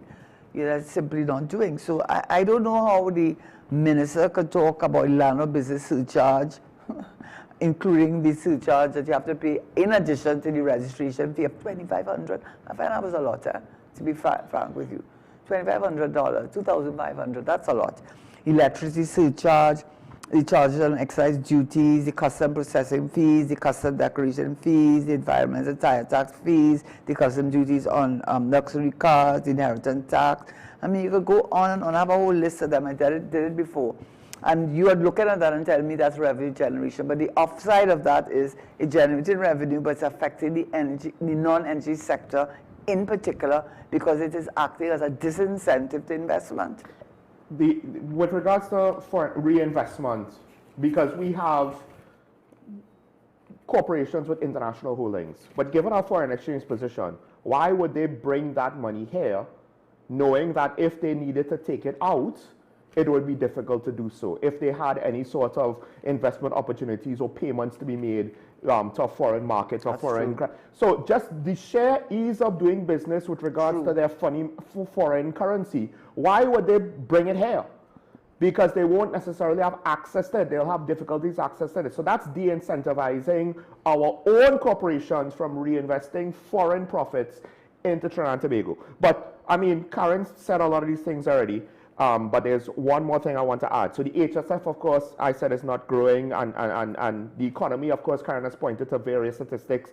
You could argue it is practically not growing, right? Yes, sir. The debt is growing, and they basically said, and they plan to increase debt in order to finance the expenditure supplementation. Government revenue growth, as Karen just highlighted, is due to increases in taxes and fees. Not tax revenue because the economy has grown, but by just increasing the rate of taxes. And introducing new taxes. And introducing new taxes. So you're extracting more money out of a potentially non-growing pie, which for economy is practically a death knell. You need to be growing. 0.8% is kind of bad. But then on top of that now, if the new fields don't come online soon, and we know Dragon is delayed because, listen, went through all of this song and dance with the Americans, with the Venezuelans, only for our Prime Minister to end up apparently as persona non grata. I don't know when Dragon is going to come online, but as Karen pointed out, there are other projects. Hopefully they come online. But until they do, consider this. I remember when we were speaking about a little project called Nikwan, and questioning where did they get the natural gas from, right? Now, here's the thing. Here's the thing, because again, I don't have all of the insider info and all these statistics. All I know is that at some point, Minister Stuart Young himself and his ministry basically said, no more gas to Nikwan. That did not magically alleviate the issues for the rest of the sector with regards to the availability of natural gas. And since then, we've had Nutrient shut down and other plants are apparently having more and more problems. And to me, that is to some extent an indicator. I have to ask, because I don't know, is it that the supply isn't just not sufficient, but shrinking? So we're on a very, very limited clock, which is not down the line, which is not in the distant future when we're going to run out of gas. We don't have to reach zero. We're not going to go from having the gas we need to zero. It's going to taper off over time. And it's going to reach a point, probably sooner rather than later, where we'll still have natural gas, yes, but it wouldn't be anywhere near enough to sustain all the plants that have been invested in TNT. And when that investment apparently now is going to waste, and it's not just the refinery that shut down, and it's not just Nutrient, and then there was another entity. They went from they shut down their small plant. Then they had no. It was somebody else. They had two plants. Titan. Maybe they had two plants. They shut down the small one first. Then they had to swap. They had to shut down the big one and then open up the Titan and Yarra. So when you're seeing these indicators, we're tapering off on our supply. And we don't have to reach zero for it economically to reach a point where we're in an untenable situation because things are slowing down too much. And as Karen pointed out, I didn't know necessarily why I felt this way, just the way how the minister was speaking about investor confidence in TNT and how we've seen the results. I felt strange wondering, why are you saying this? What is the reason for saying this? And then when Karen comes with all of this research and says, look at these indicators, it seemingly contradicts directly what the minister is saying. So now, Karen is not saying the minister is lying. I'm not saying the minister is lying. What we're saying is, why didn't the minister address these things? Because how could you speak to the mid-year budget review and you're not speaking to GDP growth, you're not speaking to debt to GDP, you're not even telling us foreign exchange. He's not even telling us what necessarily in the presentation what the debt position is. No. Right? No. That it is 84%. And a lot of the supplementary funding expenditures, recurrent expenditure, and it's, from what I could see, going to various ministries, commissions, and THA, but it really is salaries. Yeah. I mean, how is that really helping to build up the infrastructure? There's a small amount that says development, but it is dwarfed by the 2-point-something billion of recurring expenditure. And they talk about the social assistance programs, which is supposed to targeted social assistance programs.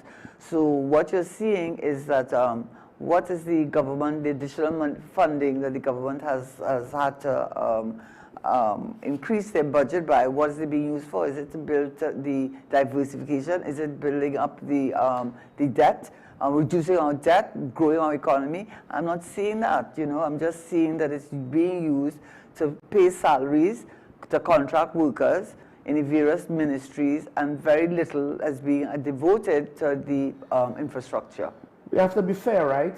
To be fair, go ahead. So years before the election, we pointed out these same things with the previous administration. We're taking on debt for recurring expenditure.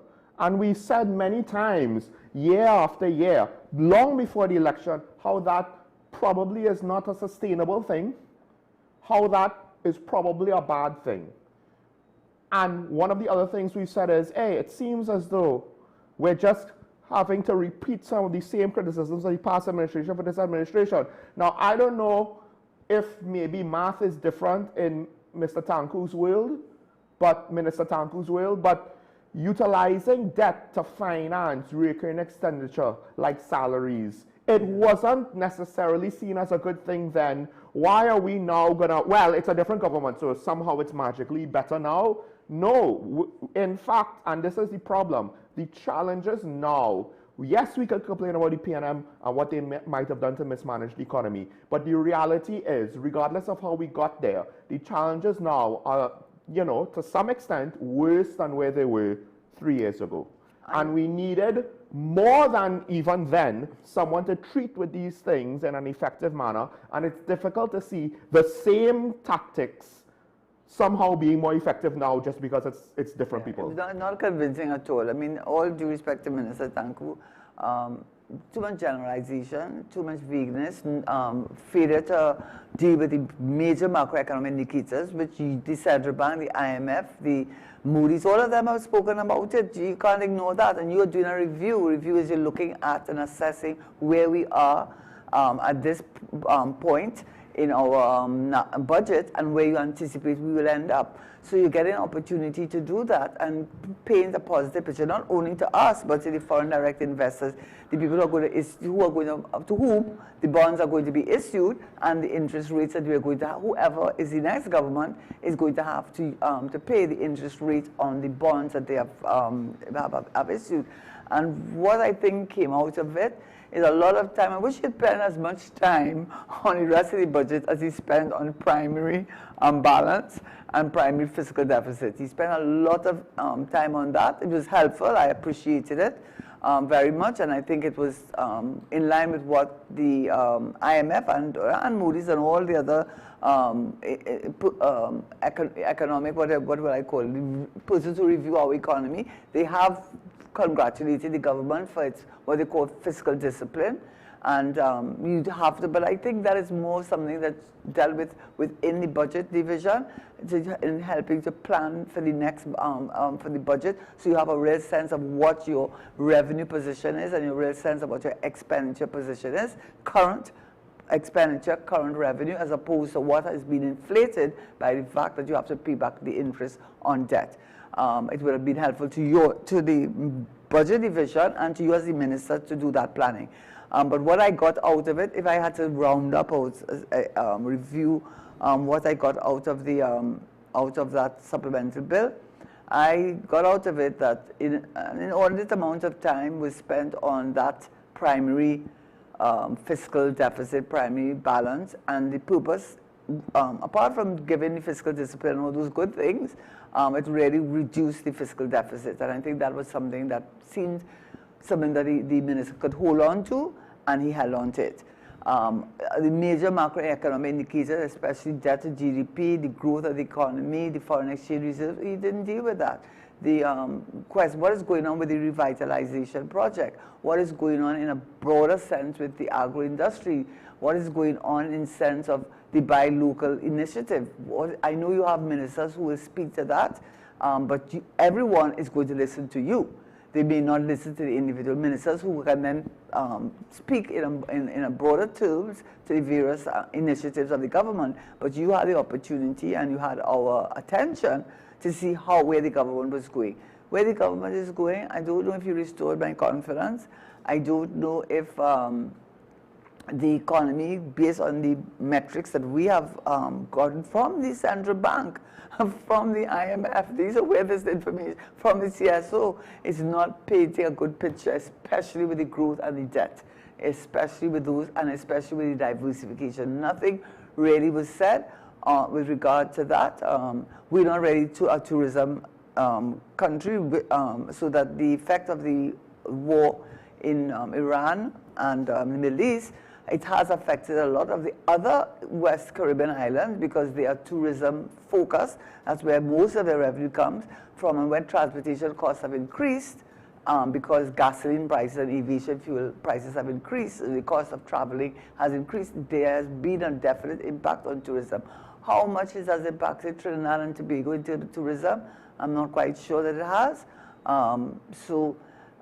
To close up on that, I suppose the minister was in a difficult position. I mean, he had to paint a picture that he was restoring confidence and restoring stability, which the previous government had destroyed. And that's the normal. This is what that's what is done. That's the politics of it. To what extent he achieved that, I'm not so sure, because I don't think he address the issues of the performance of the economy in a way that people could get confidence that this government was on the right track. Is it fair to say that with regards to all of the things that he didn't address, you just don't know what the intentions are? What is the approach that I mean, now, with regards to tourism, because one of the things, the only thing about tourism, as far as I know, that he mentioned, and this was another example of investor confidence. Oh, well, we have the investment in a new hotel. Well, that new hotel was a project that's more than a year old, right? Number one. And number two, and I've told Karen this, and I'm not going to elaborate. I'm just going to say this. Whenever you hear another hotel, people investing in building a new hotel, whether Tobago or Trinidad, I basically wonder why. Because the industry for years now, and maybe a decade or longer, has basically not been in a healthy position. There's literally been no operator that's saying, oh, everything is fine, we're making money hand over fist, the industry is great. No, none of that. So when new investment comes in, I am left to ask why. Now with the revitalization plan, my assumption, given the fact that they don't want to explain it, is that a lot of the high income, high-end housing projects are going to finance the bulk of it, right? Because it includes things like a new prison and national security center that obviously you can't commercialize those things effectively. Yeah, all of the various aspects of the waterfront projects, right? Including prison system? Well, the prison system is part of the plan, but that is going to be in a separate location, right? The thing is, they have the Minister of Housing, the Ministry of Housing, has a new public-private partnership program where it's not low-income housing, it's basically for-profit construction projects, housing projects. depending on how well that is executed, if they have any bubble there, my fear is that at least one of the main aspects of financing this revitalization plan is going to be in trouble, because foreign investors are going to say, hey, well, look at how you messed up this little, you know, middle income housing project situation. You're going to put all kind of fancy waterfront, high income projects, and it's going to be executed well.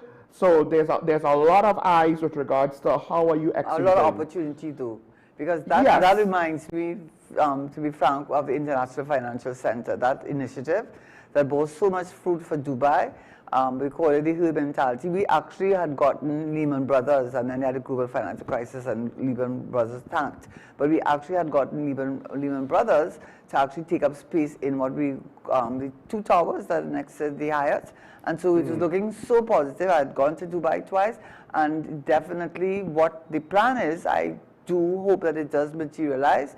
All the data that we had obtained in terms of why Trinidad and Tobago was a good destination for International Financial Center, I think is still obtained. Trinidad has a very literate, not only a very literate population, but you're talking about in law, in accounting, in all the fields that are important to that. Also, our law is British, which is what they use in Dubai.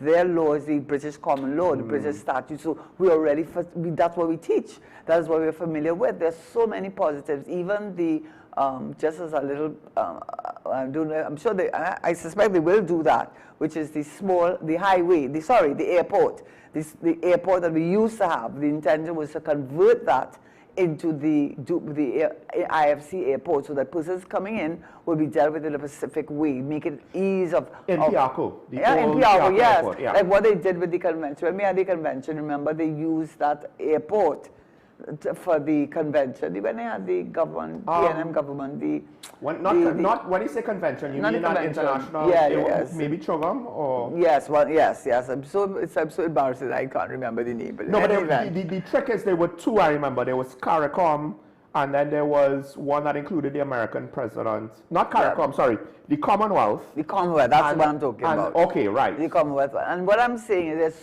so much where we are located next to Latin America and United States. Our financial insurance sector has done well and continues to do well. There are so many positives to Trinidad and Tobago going forward with whatever you want to call it, whether you call it waterfront project, whatever you want to name it. It is a good project, and it has tremendous possibilities for Trinidad and Tobago. So I'm hoping to hear more on that. I just think that the capacity, and this is not just limited to the current administration, projects at this scale, for investor confidence to really be there, it's not just enough to say, well, we have the HSF. This is not just issuing bonds now. This is, can these projects be executed? And there are some things that suggest yes, they can, and then there are some things that suggest maybe not. So that's one of the things where to address that now, because obviously you have to, you know, there will always be the first time for something, and it can't just be, well, you've never done it before, so obviously you can't do it. That doesn't work.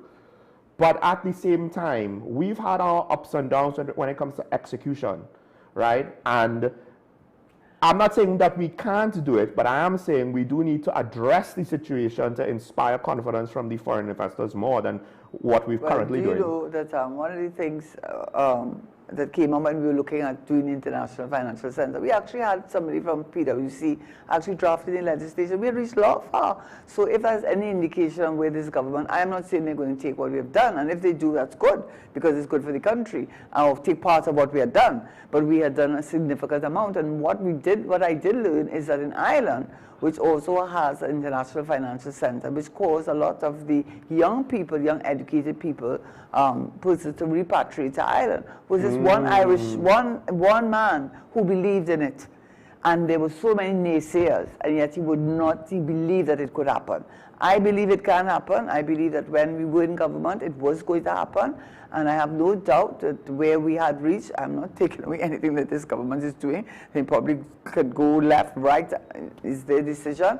But I do believe that we had reached far in terms of developing it. And Trinidad has so much to offer, because when we look at Dubai, Where's the money coming? A lot of it is from the tourism, you know. That is where it is. And there's no question, I am a great believer in what I call cultural tourism. And I just want to say this, just to give myself a little pat on the head. I did read from the IMF, they actually use the term cultural tourism. I was so happy to see that, because that's exactly what I think the Trinidad and Tobago has a definite, what do you call it, SWOT analysis, a competitive advantage. That is where Trinidad has that advantage. So Dubai has so much, the International Center, much as it, and whatever they call it now, the waterfront project, has so many similarities with that happened in Dubai, and there's so much opportunities for Trinidad and Tobago, and so far that we have reached, and so many positives. I am one of those persons who believe where there's the political will, that it can happen, and it will happen for Trinidad. But of course, time will tell. It's just, I don't know if you realize, because one of the things that I was talking about at the beginning of the show was basically just that. What's going on with the World Cup in the United States essentially is basically a large-scale example of cultural tourism, where you're having Europeans just going viral with social media posts about how they're discovering American culture for the first time and enjoying the hell out of it, and generating a lot of economic activity for restaurants and bars and so on, obviously for hotels and so on and so on, which is, you know, and Trinidad has that, I mean, in spades. I wrote an article some years ago, and actually I had looked at what happened to a small island, I can't remember the name now, off of East Africa, and they were a sugar economy. The sugar economy collapsed, and what they had is what we have in terms of the ethnic composition in their country. They had a mixture of, in terms of religion, ethnicity, and they were able to take that and translate that into a cultural product that was second to none. Trinidad has so much, the level of sophistication, event planning that the Unit Trust offers, the Arthur Lockjaw School of Business. We have so many, I mean, the list goes on and on. Who has chutney soca? Who has the steel band? We are the homes. Listen, there's so much. I think we're sitting on a gold mine, and I think whatever they call it, waterfront project, whatever they want to call it, I think that the opportunity for Trinidad earning foreign exchange and not base it on sun, sand, and sea, but on your cultural experience, and people are more and more wanting to have that experience. Our food, our dance, our music, you name it. Our people, Miss Universe, Miss World, listen, there's not, and what I would say though, and that's my last point on that, what I would say that you can't be everything to everyone. I'm saying there's sports tourism, I'm saying there's medical tourism, which is good for Tobago, I believe, more so. I believe that all there are opportunities, but I don't think there's any other island in the Caribbean that has what Trinidad and Tobago has in terms of its offering in cultural tourism. There's no other island that can compete with us. And with social media platform, you have Kez de Frontala, I'm not pushing him, but Nadia, what's her name again? Nadia Blackman. I mean, you name it. We have a level of sophistication in this country, and event planning, carnival, you name it, chutney, you name it, this country has it. Here's the thing. First of all, I don't have a problem with other islands and other countries having steel band and limbo. It's not theirs though. It's just that it came, yes, it started here. So culturally speaking, that should give us an advantage. You want to come to the roots, you want to see it in all its glory, you have to see it here. However, we don't necessarily take it seriously enough. And to cultural tourism, with regards to personalities, with regards to food, here's the thing. Yes, he is just an internet personality, right? This is someone who toured the Caribbean recently. He goes by the name on the internet, I Show Speed. Okay. He started off in Trinidad. During his trip, when asked the question, who has the best food so far? He said, definitely Trinidad. Right? And I mean, to be fair, the people who arranged his visit for him, they went all out with regards to just about every aspect of our culture. All of the local food, all of the local notable items, steel band, carnival experience, chutney soca experience. So he got the full works, right? And the point is, he was thoroughly entertained. He was thoroughly enjoying himself. And he showed an appreciation for what he had that, dare I say, we don't necessarily showing ourselves. You know, I'm getting an opportunity to speak about something that I really, I'm Cheers, sure and we don't people are know that I am enthusiastic about it, right? The potential there. It's not just the taxi driver, you know. It's the performer. The performer is the person in the agri-industry, the person with the Airbnb. The potential is immense. And talking about and you see what Trinidad has and has benefited a lot from, a level of sophistication. Because we don't have the kind of tourism maybe 20 years ago, which is not going to work now, not today. But because of the experience we have in event planning, especially Carnival Fest, and selling it outside of Trinidad and Tobago, Trinidad has reached a level of sophistication, first world level, and there are people here who can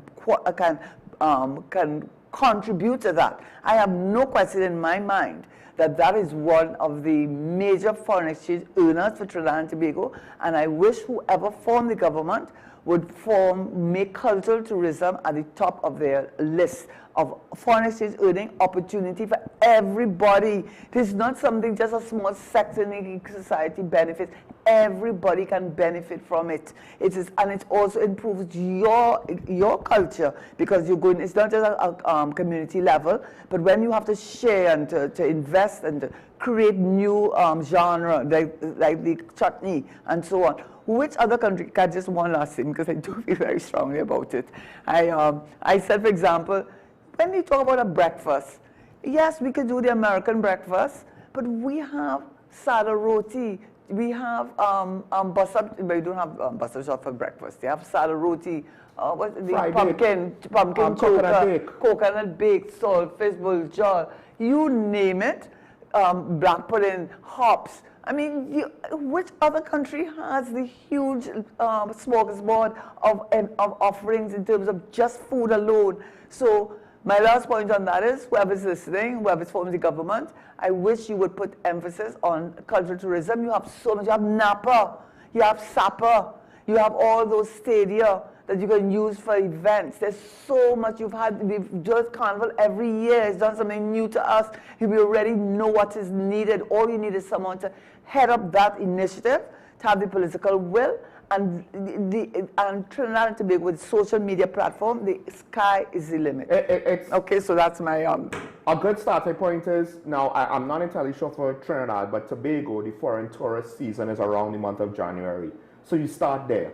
You literally just start there, because we used to have foreigners being in Tobago during the Easter period, after the August vacation period, during the Christmas period, into January, February, and so on. So we used to have a fair amount of foreigners on the island for a lot longer period. It has shrunk over time for whatever reason. If we just concentrate on the times that they're still coming and grow that market, that could be the starting point for Tobago tourism. And of course, you could look at similar starting points for Trinidad. Best of both worlds. I call it the best of both worlds.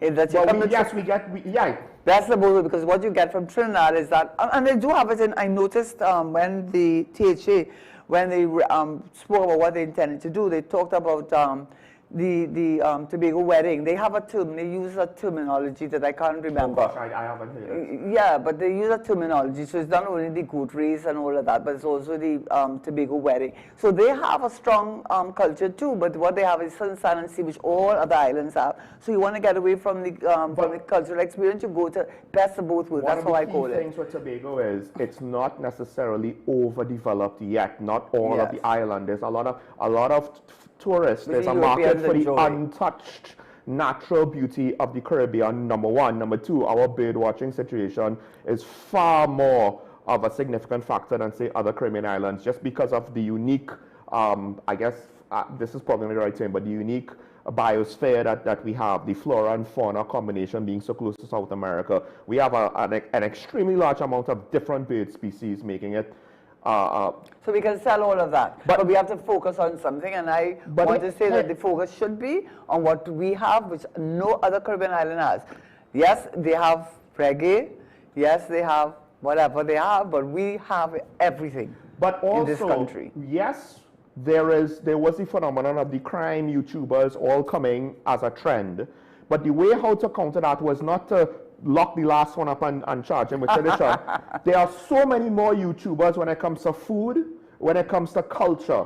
And the thing is, I think Trinidad and Tobago is one of those places where it's a growing trend of YouTubers, whatever their angle is, to come to Trinidad to experience things, whether it is yachties going to the market to buy food and describing life here in this country, whether it is food YouTubers that go all over the world and they have to make a stop in Trinidad and Tobago because of the reputation of our food, or other just people who are into various cultures and showing off the cultural experiences and what it's like, or even, and you get positive press in this case, some YouTubers, they come and they say, we've heard about crime, we've heard about the warnings, and then when we came here, it wasn't quite like what the alarmist and the sensational headlines make it out to be. That's how you counteract the crime YouTubers that's going into the hotspots and highlighting those things that we might not necessarily want to represent the whole island, even though it is a reality,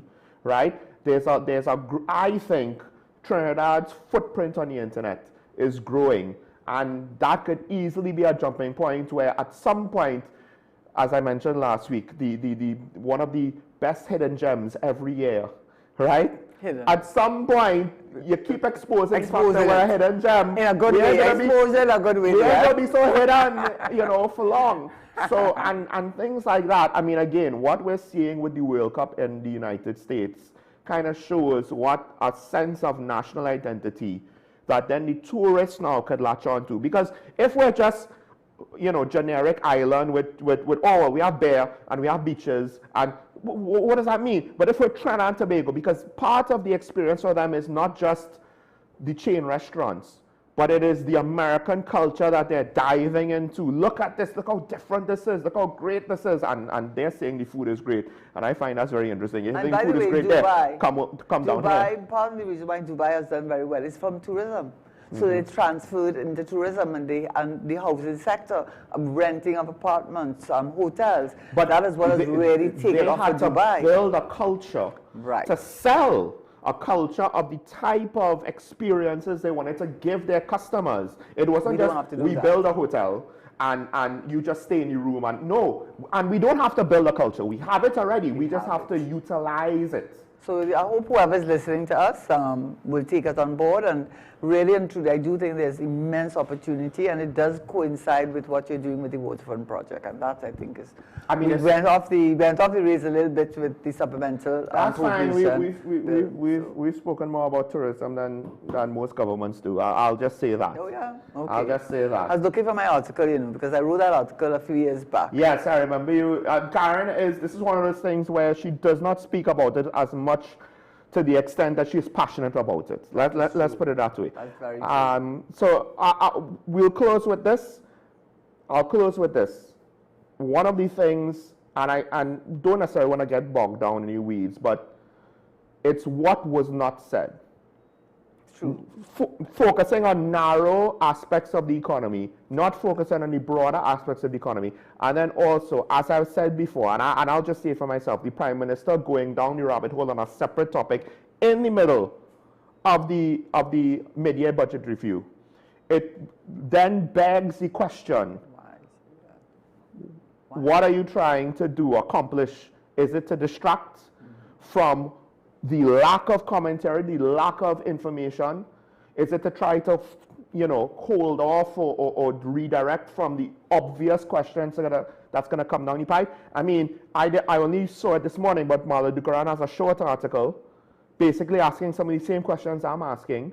And the thing about it is, I am not an expert, but as I said to Karen, the trick is some of these things, they kind of seem obvious. And if we can't answer the obvious things, how can we be confident that the solution is going to address the complexity and severity of the situation enough? If the starting point already is suspect, it seems like we're just trying to avoid it and hope it goes away. We can't actually address it. We don't know how to. Is that what it comes down to? To be fair, though, we had similar complaints about the previous administration. It's just that, again, when we go through the exercise of voting in a new government, we don't want to see the same. We don't want business as usual. We want to see improvement. And the unfortunate reality is, it's not, well, first of all, the results that a lot of people are seeing on the ground doesn't necessarily look positive. But more importantly, there's still too many questions.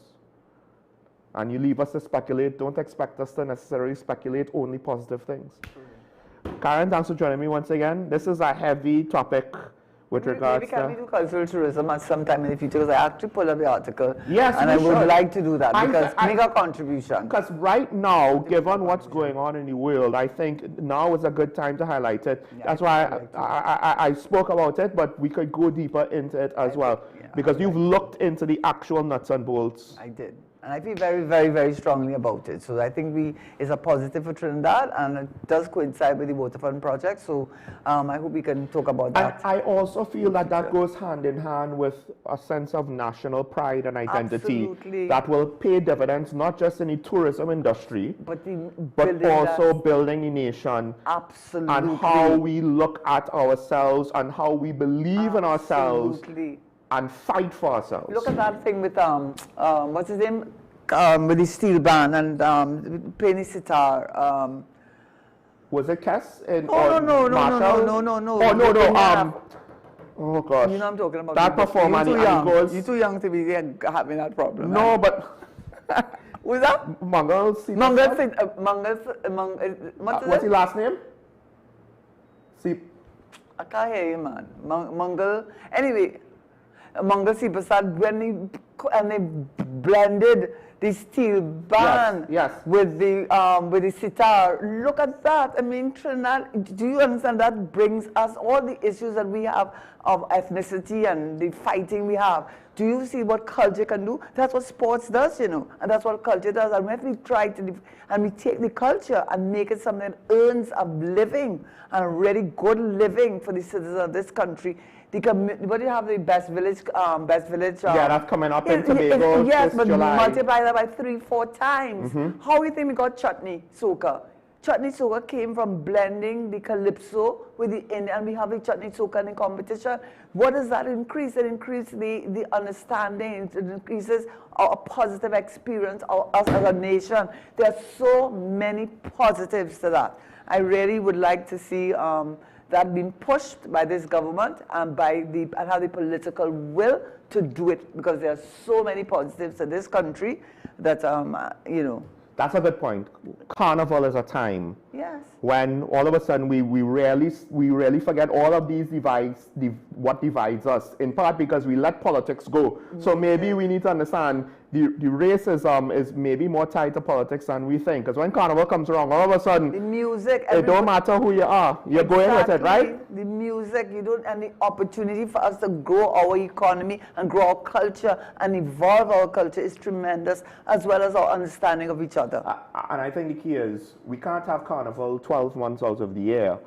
But there's more to our culture than that, and I think that's what Karen is speaking to, all of the untapped potential of all. I mean, we could, of course, have calypso and soca and various different offerings and forms of entertainment throughout the year. But how do we present our culture holistically 12 months out of the year, rather than just one part of the year? Exactly. All right, let's end things there, folks. I guess if we believe in this good ship TNT on some level, it'll always come back down to this. What are we going to do for Trinidad and Tobago? How are we going to do our part and not just wait for 4 years for the next election and then vote in who? I think we need to ask or maybe demand more. And who knows, maybe some of them might surprise us. They should have the intellectual capacity to give us more. And if we don't tolerate the nonsense, maybe with a little kick in the you-know-where, they will give us more, right? But maybe that's me actually ironically being optimistic for once. Karen, thanks for joining me again. This is Talking about the WESN. Stay safe. Remember your allegiance to the Republic and to each other. Yes, those words are quite important when you think about it. It's nice to be nice. Have a good day. We'll see you tomorrow. Bye-bye. Well, no, we won't be seeing you tomorrow. I'll make that announcement. We won't be seeing you tomorrow. We'll see you on Friday. Bye-bye.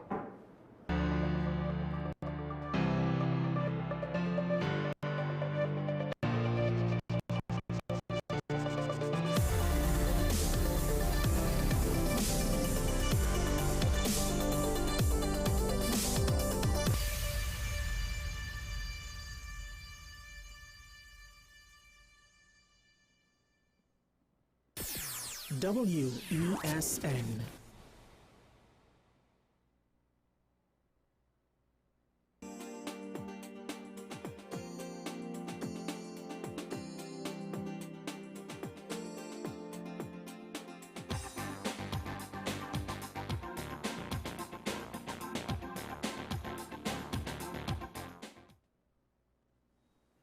Good morning and welcome back to Dollars and Cents.